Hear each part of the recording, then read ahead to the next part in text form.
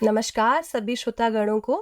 मेरा नाम कुशा सिंह, समाज कार्य विभाग उत्तराखंड ओपन यूनिवर्सिटी से आपका स्वागत है 91.2 एफएम बदलते शहर की धड़कन हेलो हल्द्वानी में।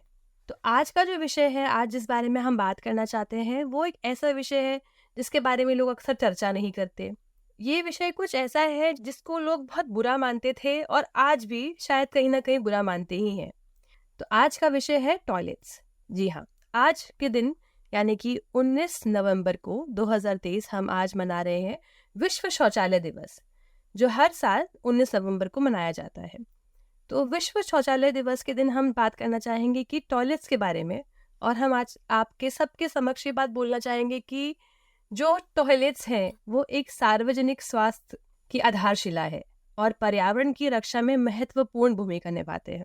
जो हम बात कर रहे हैं स्वच्छता के बारे में, कई लोग अपने घर में बात नहीं कर पाते, इसके ऊपर बहुत अजीब शक्लें बनाते हैं और बुरा मानते हैं। पर ये बहुत ज़रूरी है कि हम स्वच्छता को बहुत ज़रूरी और बहुत ही ज़्यादा सामूहिक जिम्मेदारी के रूप में इसको लें, क्योंकि यह एक सामूहिक जिम्मेदारी है और इसमें हमें एक प्रत्येक नागरिक को अपने जिम्मेदारी से इसमें काम करना चाहिए। तो भारत सरकार ने स्वच्छता ही सेवा है करके हमें एक मोटो दिया था, जिसमें उन्होंने बोला था कि स्वच्छता एक सामूहिक जिम्मेदारी है और इसमें हर एक नागरिक का काम है अपने हिस्से की सेवा करना। अगर आप अपने देश की सेवा करना चाहते हैं तो आप अपने लेवल पे अपने घर पड़ोस में स्वच्छता बनाए रखेंगे तो आप वैसे ही देश की सेवा करेंगे। तो सैनिटेशन को जो हम बोलते हैं बहुत ही वाइटल मानते हैं अपने डेवलपमेंट प्रोसेस में, अपने देश के विकास में साफ सफाई स्वच्छता एक बहुत अहम भूमिका निभाते हैं। इसी बात पे 15 अगस्त 2014 को प्रधानमंत्री जी ने बोला था टॉयलेट्स बिफोर टेम्पल, यानी कि शौचालय पहले देवालय बाद में। तो ये उन्होंने बोला था, एक हमें पुश दिया था हाइजीन और सैनिटेशन के ऊपर, और भारत को स्वच्छ बनाना है, सुलभ शौचालय अपनाना है। ये मोटो हमें सुलभ इंटरनेशनल की तरफ से मिला था स्वच्छता अभियान में। जो लोग सफाई से काम करते थे पहले उनको अछूत कहते थे, जो लोग सफाई का काम करते थे उनको बहुत तरह के समाज में प्रताड़ना मिलती थी। अब हमारे सुलभ शौचालय के जो हमारे जिन्होंने गठन किया है सुलभ शौचालय का, श्री बिंदेश्वर पाठक जी, उन्होंने इस पे बहुत काम किया। एक सोशल रिफॉर्मर रहे हैं हमारे देश के, और उन्होंने हमें एक मोटो दिया, वो ये है भारत को स्वच्छ बनाना है, सुलभ शौचालय अपनाना है।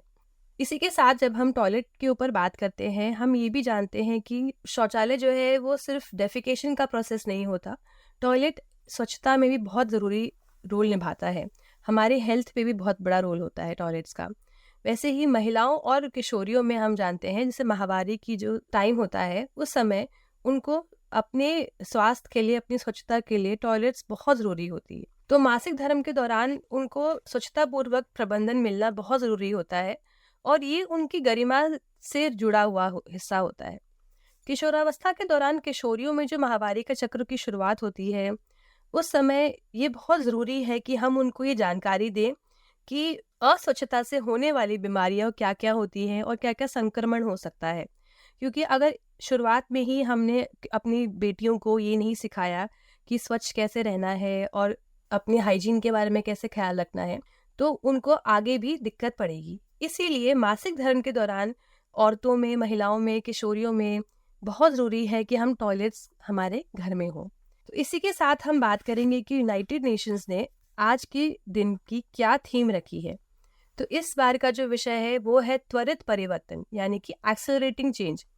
तो वैश्विक स्वच्छता जो है, जो ग्लोबल लेवल पे हम जानते हैं कि उस परेशानी से निपटने के लिए कार्रवाई करी जाएगी, और संयुक्त राष्ट्र यानी कि यूनाइटेड नेशंस ने हर साल विश्व शौचालय दिवस यानी कि वर्ल्ड टॉयलेट डे मनाने का एम रखा है। इस साल हमें हमिंग बर्ड की स्टोरी की उन्होंने कहानी बताई है। हमिंग बर्ड की जो कहानी है वो ये होती है कि जब जंगल में आग लग जाती है, बहुत अफरा तफरी हो जाती है, इधर उधर जानवर भाग रहे होते हैं और सारे जानवर जंगल छोड़ के भाग रहे होते हैं। उसी बीच एक छोटी सी चिड़िया अपनी चोंच में थोड़ा सा पानी लेते हुए जंगल की दिशा में जा रही होती है। तभी सब जानवर उसको रोक के पूछते हैं कि तुम जंगल की दिशा में क्यों जा रही हो, जब सबके सब जंगल से विपरीत भाग रहे हैं। तब वो बोलती है कि मैं तो अपने हिस्से का काम कर रही हूँ, और आप? तो वो जंगल की इतनी बड़ी आग बुझाने के लिए अपनी छोटी सी चोंच में थोड़ा सा पानी लेके डाल रही होती है। उसी रूप में हमें भी अपने समाज को बेहतर बनाने के लिए इस कहानी से हमें प्रेरणा लेनी चाहिए और ये करना चाहिए कि हम अपने लेवल पे क्या काम कर सकते हैं, एकल रूप में हम क्या सफाई कर सकते हैं शौचालय और अपनी स्वच्छता प्रणालियों को क्या बेहतर बना सकते हैं।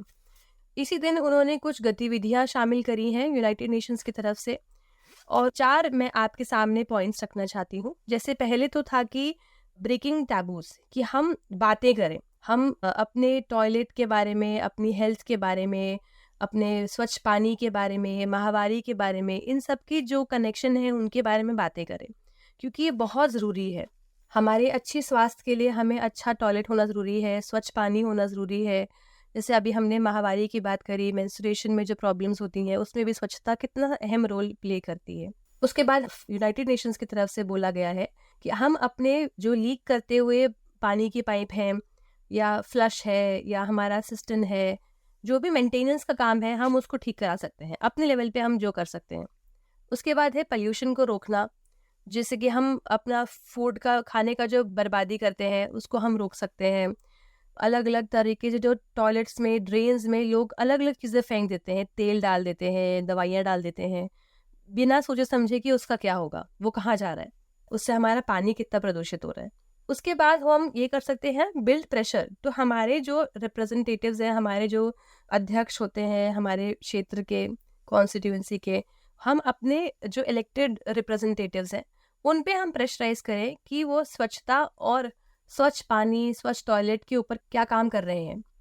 तो जिस हिसाब से हमने आज बात करी, मैं आशा करती हूँ कि हमारे सब श्रोतागण, हमारे लर्नर्स और जितने भी लोग इसको सुन रहे हैं, वो ये समझें कि टॉयलेट कितना ज़रूरी है। हमें इसको हीन भावना से नहीं देखना, बल्कि हमें ये सोचना है कि हमारी जिम्मेदारी है कि हम कैसे अपनी सफाई बरकरार रखें। धन्यवाद।